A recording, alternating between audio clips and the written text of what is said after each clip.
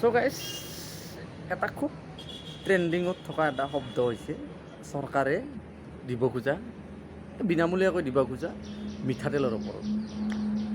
গতিকে বহুতে তাক মানে কি সমালোচনা কৰে যে আমাক মিঠাতেল নালাগে, আমি ইনকাম কৰি খাব পাৰোঁ।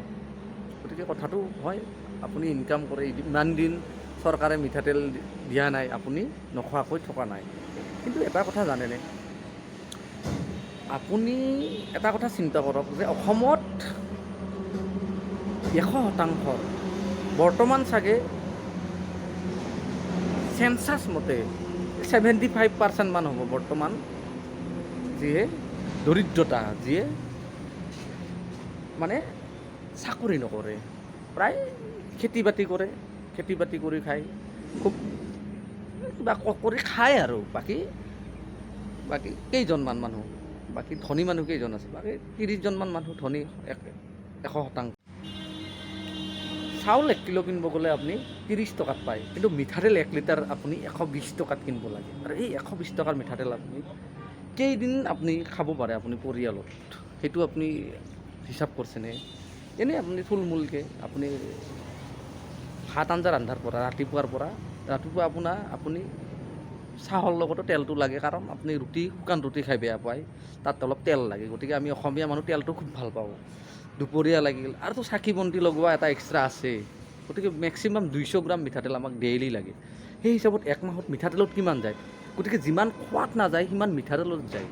গতিকে চৰকাৰে কিবা এটা, এইটো চৰকাৰে এটা পলিচি, চৰকাৰে যিকোনো চৰকাৰ হওক তেওঁলোকে ক'বই, চৰকাৰে এইটো যেনেকৈ দিল্লীত বিনামূলীয়াকৈ ইলেক্ট্ৰিচিটিটো বিনামূলীয়াকৈ দিছে চৰকাৰে, গতিকে ইয়াতে অৰুণোদয়টো দি আছে।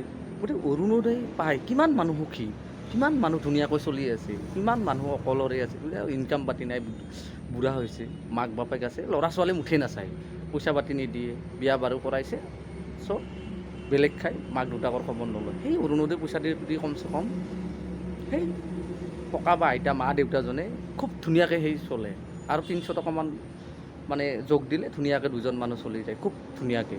গতিকে সেই অনুপাতে চৰকাৰে অৰুণোদয় দিয়াটো খুব এটা কথা দিয়া নাই কি আমাক চৰকাৰে, ঘৰ দিছে, বিনামূলীয়াকৈ চাউল দিছে, যিকোনো দিছেতো চৰকাৰ, প্ৰত্যেক চৰকাৰে দিব, আপুনি না বিজেপি না কংগ্ৰেছ, যিকোনো চৰকাৰে এইখিনি ৰাইজক সাহাৰ্য দিব। যাৰ ফলত বহুতে কয় যে বিজেপি চৰকাৰৰ দিনত 200 কোটিমান লেছ ডাউনত চলি আছে অৰ্থনৈতিক ব্যৱস্থাটো, চলিবই। দেশৰ উন্নতিৰ কাৰণে চৰকাৰে কি কৰা নাই? কলেজত পঢ়িবৰ কাৰণে বিনামূলীয়াকৈ স্কিম দি আছে, হাই ছেকেণ্ডাৰী পাছ কৰিলে কিবা 75 বা 65% পালে ছোৱালীবিলাকক স্কুটি দি আছে, যাৰ ফলত কিমান এটা অৰ্থনৈতিকভাৱে স্বাৱলম্বী হৈছে মানুহবিলাক। যিখন ঘৰত মানুহ চাইকেল এখন কিনিব সক্ষম নহয়, সেইখন ঘৰত ছোৱালীটোৱে ভাল ৰিজাল্ট কৰি স্কুটি আনিছে, কিমান ভাল লাগিছে সেই পৰিয়ালটোত। গতিকে চৰকাৰক সমালোচনা কৰি একো লাভ নাই, প্ৰত্যেক চৰকাৰে সেনেকুৱা। চৰকাৰৰ আপুনি ভাৰতীয় সংবিধান বা ভাৰতীয় ৰাজনীতি আপুনি পঢ়িছে, গতিকে তাত আপুনি ভালকৈ জানে, ৰাজ্যপালৰ বিষয়ে থাকে, মুখ্যমন্ত্ৰীৰ, এখন দেশৰ শাসন ব্যৱস্থাৰ বিষয়ে ভালকৈ থাকে। তাত ক'ব লগা বাৰু মই ক'ব যোৱা নাই সেইটো, কিন্তু বাট ইউ আণ্ডাৰষ্টেণ্ড। গতিকে মই ভাবোঁ আপুনি বুজি পাইছে কি ক'ব। গতিকে চৰকাৰ যিয়েই নাহক কিয় সাহাৰ্য দিব, এইটো হ'ল পলিচি। গতিকে চৰকাৰে মিঠাতেল দিব, এইটো এটা খুব এটা ভাল পৰিকল্পনা আমাৰ গৰীব মানুহ, যিহেতু অসমখন ইমান অৰ্থনৈতিকভাৱে আগবঢ়া নহয়, গতিকে সহায়ো হ'ব দিয়ক। যিখিনি চৰকাৰে দিব পাৰে, চৰকাৰৰ যদি পুঁজিত ধন আছে তেতিয়া হয়তো ৰাইজক দিব, ৰাইজে সেইখিনি স্বাৱলম্বী হ'ব। গতিকে নিগেটিভিটিটো মনৰ পৰা আঁতৰাই দিয়ক, যে চৰকাৰে মিঠাতেলৰ নামত বেলেগ কিবা এটা দুৰ্নীতি চলাই আছে। গতিকে এইটো চৰকাৰৰ পলিচি, চৰকাৰে এইটো ক'বই, চৰকাৰে অৰুণোদয় দি আছে, 40 লাখ মান হ'ল, আই মাতৃক দি আছে, আকৌ দিব, নতুন হৈ আছে, এপ্লাই কৰি আছে। গতিকে প্ৰত্যেকে এইটোৱে বিচাৰে যে পৰিয়ালটো ভালকৈ চলক, চৰকাৰৰ স্কিমবিলাক পাওক, চৰকাৰে দিয়া স্কিম চব যেন প্ৰত্যেকজন ঘৰে প্ৰায়তো পায়েই, চবৰ ঘৰে বৰ্তমান গাঁৱত প্ৰত্যেক ঘৰে চৰকাৰী ঘৰ, আৰু কি দিব চৰকাৰে? গতিকে যিখিনি কৰিছে বিজেপি চৰকাৰে, তাৰ বাবে সদায় আমি মানে কৃতজ্ঞ। আগলৈকে ভাল ভাল স্কিম আহি আছে 2 লাখ টকা কৰি দিছে ল'ৰাবিলাকক, যিবিলাকৰ চাকৰি নাই তেওঁলোকক বিজনেছৰ কাৰণে দিছে, না বেলেগ চৰকাৰৰ দিনত দিছিল 2 লাখ টকা কৰি, দিয়া নাছিল। গতিকে বিজেপি চৰকাৰে দিছে।